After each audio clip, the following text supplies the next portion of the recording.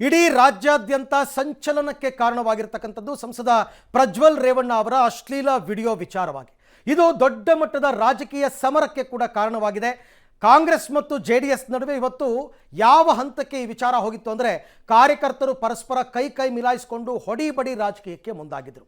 ಒಂದು ಕಡೆ ಜೆಡಿಎಸ್ನವರು ಕಾಂಗ್ರೆಸ್ ಮೇಲೆ ಆರೋಪ ಮಾಡ್ತಾ ಇದ್ರೆ, ಕಾಂಗ್ರೆಸ್ನವರು ಜೆಡಿಎಸ್ ವಿರುದ್ಧ ತಿರುಗಿ ಬಿದ್ದಿದ್ದಾರೆ. ರಾಜಕೀಯ ಸ್ವರೂಪ ಪಡೆದುಕೊಂಡಿರೋದ್ರಿಂದ ಬಿಜೆಪಿಯವರು ಜೆಡಿಎಸ್ನಿಂದ ಈಗ ಅಂತರ ಕಾಯ್ದುಕೊಳ್ಳೋದಕ್ಕೆ ಶುರು ಮಾಡಿದಾರ ಅಂತಕ್ಕಂಥ ಪ್ರಶ್ನೆ ಕೂಡ ಮೂಡ್ತಾ ಇದೆ. ಹಾಗಾದರೆ ಇವತ್ತು ಇಡೀ ದಿನ ಈ ಪ್ರಜ್ವಲ್ ರೇವಣ್ಣ ಅವರ ಪೆನ್ ಡ್ರೈವ್ ವಿಚಾರಕ್ಕೆ ಸಂಬಂಧಪಟ್ಟಂತೆ ಏನೆಲ್ಲ ಡೆವಲಪ್ಮೆಂಟ್ಸ್ ಆಯಿತು, ರಾಜಕೀಯ ನಾಯಕರು ಕೊಟ್ಟಂತಹ ಹೇಳಿಕೆ ಏನು, ನಾನಾ ನೀನಾ ನೋಡೇ ಬಿಡೋಣ ಅಂತ ಡಿ.ಕೆ. ಶಿವಕುಮಾರ್ ಕುಮಾರಸ್ವಾಮಿ ವಾಕ್ ಸಮರ ಹೇಗಿತ್ತು ಎಲ್ಲವನ್ನ ನೋಡ್ತಾ ಹೋಗೋಣ.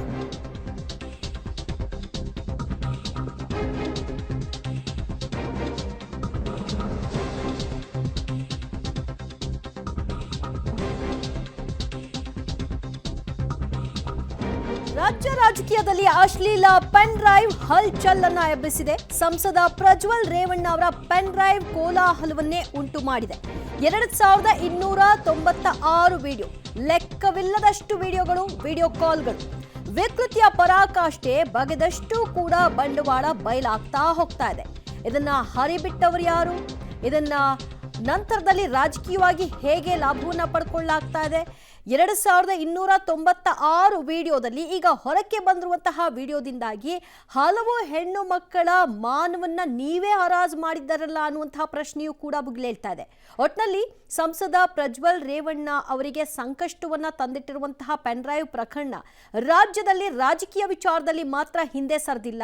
ಎಲ್ಲಾ ವಿಚಾರಗಳಲ್ಲೂ ಕೂಡ ರಾಜಕೀಯ ಮುಂದೆ ಬರೋ ಹಾಗೆ ಇಲ್ಲಿಯೂ ಕೂಡ, ಅದರಲ್ಲೂ ಎಲೆಕ್ಷನ್ ಹೊತ್ನಲ್ಲಿ ಇದರ ಲಾಭ ನಷ್ಟಗಳನ್ನ ಒಬ್ಬೊಬ್ರು ಹಾಕ್ಲಿಕ್ಕೆ ಆರಂಭ ಮಾಡಿದ್ದಾರೆ.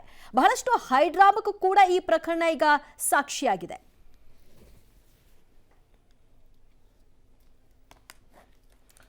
ಓಕೆ, ಸಾಮಾನ್ಯವಾಗಿ ಎಲೆಕ್ಷನ್ ಟೈಮ್ನಲ್ಲೇ ಇಂಥ ಪ್ರಕರಣಗಳು ಯಾಕೆ ನಡೆಯುತ್ತೆ ಅಂದರೆ, ಯಾವತ್ತೋ ನಡೆದಿರ್ತಕ್ಕಂಥದ್ದು ಬೆಳಕಿಗೆ ಬರೋದು ಎಲೆಕ್ಷನ್ ಟೈಮ್ನಲ್ಲಿ. ಯಾಕೆ ಅಂದರೆ ಆಗಲೇ ಹೇಳಿದಂತೆ ರಾಜಕೀಯ ಲಾಭ ನಷ್ಟದ ಲೆಕ್ಕಾಚಾರ ಇರುತ್ತೆ. ಹಾಗಾದರೆ ಈ ಪ್ರಕರಣ ಯಾರಿಗೆ ಲಾಭ ಯಾರಿಗೆ ನಷ್ಟ ಅಂತ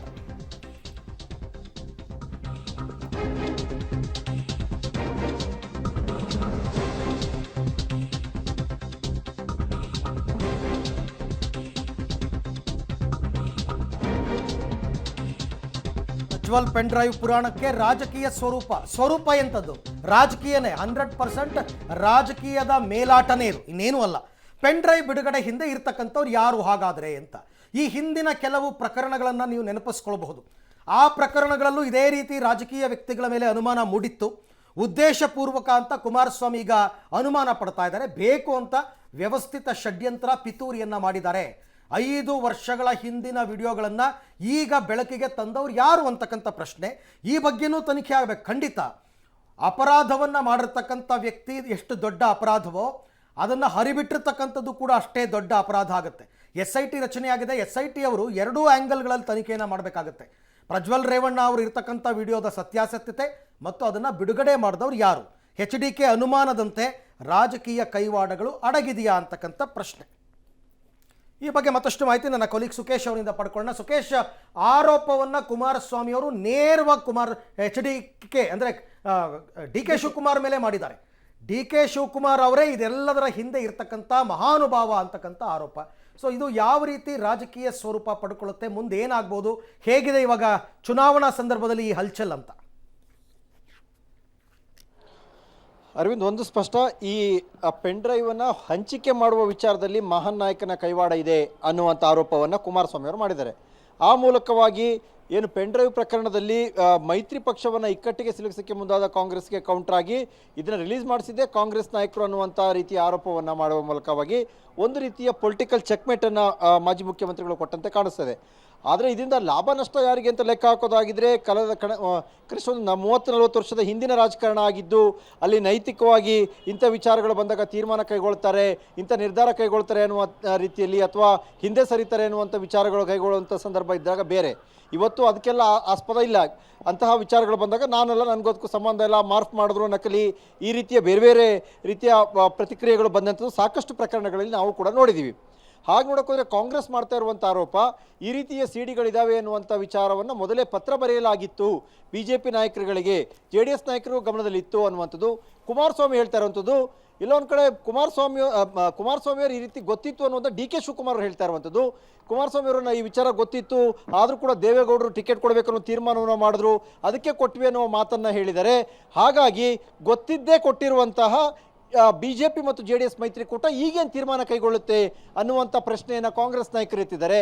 ಇದಕ್ಕೆ ಈಗ ಮೈತ್ರಿಕೂಟದ ಕೌಂಟರ್ ಇರುವಂಥದ್ದು ಎಲ್ಲವನ್ನು ಹೊರತಂದಿದ್ದೆ ನೀವು ಅನ್ನುವಂಥದ್ದಾಗಿದ್ದರಿಂದ ಇದು ಕೇವಲ ಒಂದು ರಾಜಕೀಯ ಆರೋಪ ಪ್ರತ್ಯಾರೋಪವಾಗಿ ನಡೆದು ಹೋಗುತ್ತೆ ಬಿಟ್ಟರೆ SITಯಲ್ಲಿ ಏನಾದರೂ ನಿಷ್ಪಕ್ಷಪಾತವಾದ ತನಿಖೆ ನಡೆದು ಅಲ್ಲಿ ಏನಾದರೂ ಫಲಿತಾಂಶ ಹೊರಬಂದು ತಪ್ಪಿತಸ್ಥರನ್ನ ಯಾರು ತಪ್ಪಿತಸ್ಥ ಇರಲೇಬೇಕಲ್ವ, ಅದರಲ್ಲಿ ಅವ್ರು ಯಾರು ಅನ್ನುವಂಥದ್ದು ಹೊರಗೆ ಬಂದರೆ ಶಿಕ್ಷೆ ಆದರೆ ನ್ಯಾಯ ಸಿಗುತ್ತೆ. ಇಲ್ಲದಿದ್ದರೆ ಇದು ಕೇವಲ ಒಂದು ಪೊಲಿಟಿಕಲ್ ಅಲಿಗೇಷನ್ ಆಗಿ ಒಂದಷ್ಟು ದಿನ ನಡೆಯುತ್ತೆ, ಆನಂತರ ತಣ್ಣಗಾಗುತ್ತೆ ಅಂತ ಹೇಳ್ಬೋದು. Arvind, okay, thank you Sukesh, ತಮ್ಮ ಎಲ್ಲ ಮಾಹಿತಿಗಾಗಿ ಧನ್ಯವಾದ.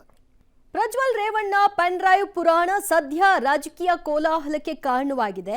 ಈ ಹಿಂದೆ ಹೇಗೆ DK ಶಿವಕುಮಾರ್ ಮತ್ತು HD ಕುಮಾರಸ್ವಾಮಿ ನಡುವೆ ಏಕವಚನದ ವಾಗ್ದಾಳಿ ನಡೀತಾ ಇತ್ತು, ರಾಜಕೀಯ ಜಿದ್ದು ನಡೀತಾ ಇತ್ತು, ಈಗ ಈ ಪ್ರಕರಣದಲ್ಲೂ ಕೂಡ ಹಿಂದೆ ಬಿದ್ದಿಲ್ಲ. DK ಶಿವಕುಮಾರ್ ಮತ್ತು ಕುಮಾರಸ್ವಾಮಿ ನಡುವೆ ಟಾಕ್ ವಾರ್ ಏರ್ಪಟ್ಟಿದೆ.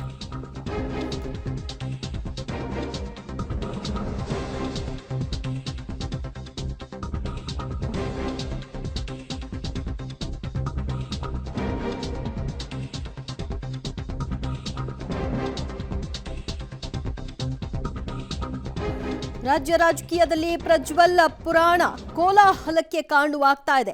DCM DK ಶಿವಕುಮಾರ್ ಮತ್ತು ಕುಮಾರಸ್ವಾಮಿ ನಡುವೆ ನೇರ ಟಾಕ್ ವಾರ್. ಮೈತ್ರಿ ವಿರುದ್ಧ ಮಹಾನ್ ನಾಯಕ ಕುತಂತ್ರ ಮಾಡಿದ್ದಾರೆ. ಚುನಾವಣೆಗೆ 5 ದಿನ ಮೊದಲು ಪೆನ್ ಡ್ರೈವ್ ಅನ್ನ ರಿಲೀಸ್ ಮಾಡಲಾಗಿದೆ. ಹೀಗಂತ ಮಾಜಿ CM ಕುಮಾರಸ್ವಾಮಿ ಅವರು ಗಂಭೀರ ಆರೋಪವನ್ನ DCM DK ಶಿವಕುಮಾರ್ ಅವರ ವಿರುದ್ಧ ಮಾಡ್ತಾ ಇದ್ದಾರೆ. HDKಗೆ ನನ್ನ ನೆನಪಿಸಿಕೊಳ್ಳದಿದ್ರೆ ನೆಮ್ಮದಿನೇ ಇರೋದಿಲ್ಲ ಅಂತ DK ಶಿವಕುಮಾರ್ ಸಹ ತಿರುಗೇಟನ್ನ ಕೊಟ್ಟಿದ್ದಾರೆ. ಮತದಾನಕ್ಕೆ 5 ದಿವಸದ ಮುಂಚೆ ಈ ಪೆನ್ ಡ್ರೈವ್ ಏನು ಬಿಟ್ಟಿದ್ದಾರೆ ಮಹಾನ್ ನಾಯಕರು ಅದರ ಮೇಲೆ ಸಾರ್ವಜನಿಕರಿಂದ ಪ್ರತಿಭಟನೆ ವ್ಯಕ್ತವಾಗಲಿಲ್ಲ. ಅದರ ಬಗ್ಗೆ ಚರ್ಚೆಗಳು ಪ್ರಾರಂಭ ಮಾಡಿಸಿದ್ರು. ಚುನಾವಣೆಯಲ್ಲಿ ನಮ್ಮ ಮೈತ್ರಿ ಸರ್ಕಾರಕ್ಕೆ ಸೋಲ್ ತರಬೇಕು ಅನ್ನೋದಕ್ಕೆ ಪಾಪ ಕುತಂತ್ರ ನಡೆಸಿದ್ದಾರೆ. ನನ್ನ ನೆನೆಸ್ಕೊಳ್ಳಿಲ್ಲ ಅಂದರೆ ಇವತ್ತಿಂದನೇ ಅಲ್ಲ, ಭಾಳ ವರ್ಷದಿಂದ ಅವರು ಅವ್ರ ಕುಟುಂಬದವರು ನನ್ನ ನೆನೆಸ್ಕೊಳ್ಳೇಬೇಕು. ಅವ್ರು ನೆನೆಸ್ಕೊಳ್ಳಿಲ್ಲ ಅಂದರೆ ನಿದ್ದೆನೂ ಬರೋದಿಲ್ಲ, ಊಟನೂ ಸೇರೋದಿಲ್ಲ, ಅವ್ರಿಗೆ ಪೂರ್ತಿನೂ ಬರೋದಿಲ್ಲ. ಸೊ ಎಲ್ಲ ಅವ್ರಿಗೆ ನಾನು ನೆನೆಸ್ಕೊಂಡ್ರೆ ಆಗ ಬೇರೆ ವಿಚಾರ ತೆಗೆದುಕೊಳ್ಳುತ್ತೆ. ಅವ್ರದ್ದು ಮಾತು ನಾನು ನೋಡಿದ್ದೀನಿ.